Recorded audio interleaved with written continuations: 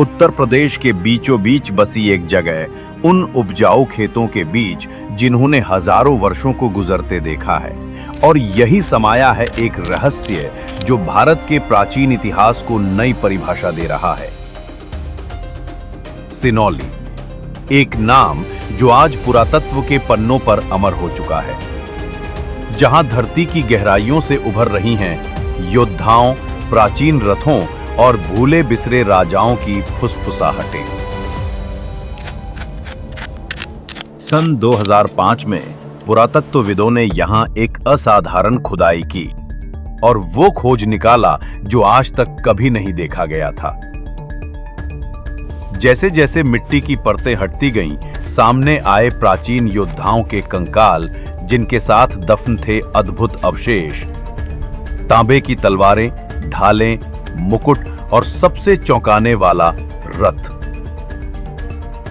ये केवल रथ नहीं थे, ये धातु कला और शिल्प कला की अद्वितीय कृतियां थीं, 4000 साल पुराने। इन रथों के पहिए तांबे की जटिल आकृतियों से सजे थे, जो बताते हैं कि ये समाज केवल युद्ध कला ही नहीं बल्कि अनुष्ठान और गौरव को भी महत्व देता था। माना जाता है कि ये युद्ध में शामिल होने वाले रथ थे, परंतु समाधियों में इनकी उपस्थिति जीवन, मृत्यु और सम्मान के गहरे संबंध की ओर इशारा करती है। कुल 116 अवशेष में से कुछ अवशेष विशेष थीं। भव्य ताबूत जिनमें पत्थरों की नक्काशी जड़ी थी और चारों ओर बिखरे थे हथियार और निजी वस्तुएं। ये साधारण जन नहीं थे, ये अपने युग के श्रेष्ठ योद्धा थे, सेनानी और महारथी।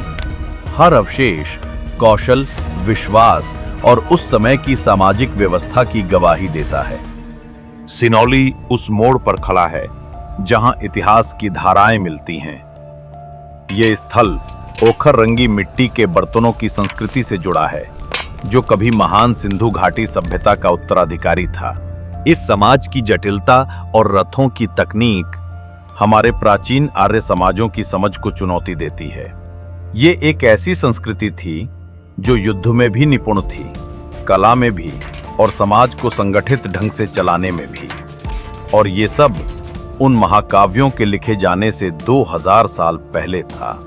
तांबे की एंटेना जैसी धार वाली तलवारें, जटिल ढालें, अनुष्ठानिक चमचे और सुंदर बर्तन, हर वस्तु बताती है कैसे उनका दैनिक जीवन युद्ध और अनुष्ठानों से गहराई से जुड़ा हुआ था।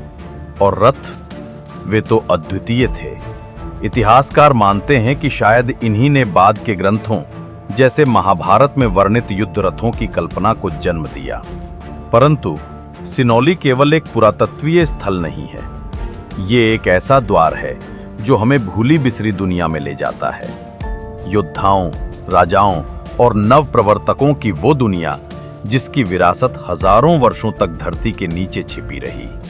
और जैसे जैसे मिट्टी की परतें उठती जाती हैं, भारत का प्राचीन अतीत और भी अधिक उज्जवल होकर सामने आता है, हमें याद दिलाते हुए कि इतिहास अक्सर हमारी धरती के ठीक नीचे सोया होता है, अपनी कहानी सुनाने की प्रतीक्षा में।